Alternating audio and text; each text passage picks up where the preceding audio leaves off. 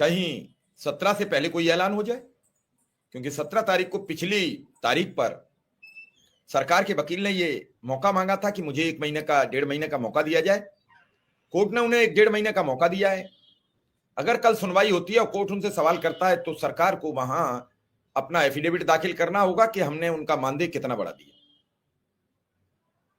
ये बात मैं जो कोर्ट का पिछला आर्डर है उसके हिसाब से कह रहा हूं, मैं अपनी तरफ से नहीं कुछ कह रहा हूं, मैं अपनी ओर से कुछ नहीं कह रहा हूं, और इसी हिसाब से बता रहा हूं कि जो पिछली सुनवाई में हुआ। कल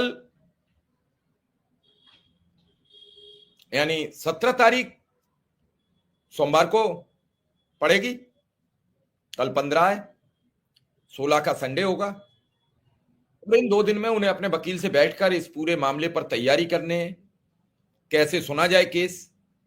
बीच में कुछ लोगों ने आपसी जो विरोधाभासी था उसमें बातचीत कराने की कई शिक्षा मित्रों ने प्रयास किया, तो वो ऑडियो वायरल हुआ, क्या हुआ उसके बाद फिर कितनी बात आगे पड़ी अब तक किसी को कुछ पता नहीं।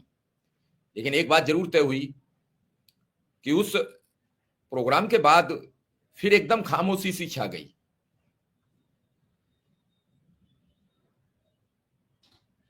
बात आगे बढ़ी है, देखना है अब 17 तारीख, बहुत समय बाद तारीख लगी है अनुदेशकों की, बहुत समय बाद।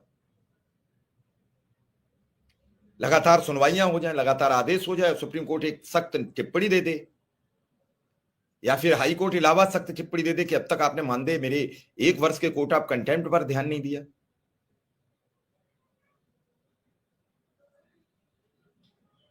नहीं तो नहीं होगा तो क्या किया जाए इसमें। आपने मन में ये पाल लिया है, आप सब कुछ अपने हिसाब से ही कहते रहोगे तो उसका कोई इलाज थोड़ी है। कहते रहो, जो आप लिख रहे हो बार बार उसी को आप प्रदान हो रहा है आपके लिए। कोई मैं तो कह नहीं रहा हूं, मैं अच्छी बात बोलता हूं तो लोग अच्छी बात लिख देते हैं, अच्छी बात सुन लेता हूं। अब आप सभी इसी बात पे हो कि मैं लिखूंगा ही खराब, चाहे कुछ हो चाहे मत हो। नहीं, क्या हुआ है, 17 तारीख को सुनवाई है, मैं ये बता रहा हूं। अभी कहां हमने ऐसी कुछ बात बता दी कि हुआ क्या, रिजल्ट बताओ।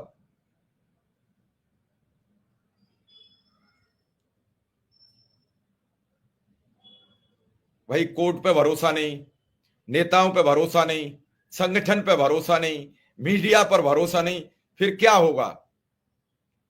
आप निर्णय कर लो, आपकी बात हम स्वीकार कर लेंगे। दो तीन चीजों में से एक ही 2 चीजें तो हो सकती हैं। मान लो जो 4 चीजें, न्यायपालिका, कार्यपालिका, विधायिका, एक भी चीज पे भरोसा नहीं है, फिर और क्या हो सकता है। थोड़ा सा मन को भी हमेशा नेगेटिविटी से निकालकर कुछ पॉजिटिविटी की तरफ लाओ।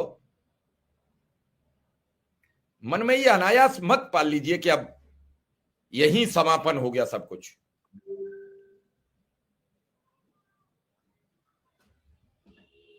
नोटबंदी हुई थी, नोटबंदी में लाखों लोगों का रोजगार चला गया। जो छोटे छोटे कारखाने थे, हजारों की तादाद में जिन कारखानों में कर्मचारी काम करते थे, वो सब बेघर हो चुके थे,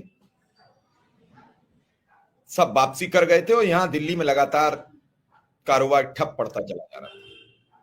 और जिसकी शुरुआत अब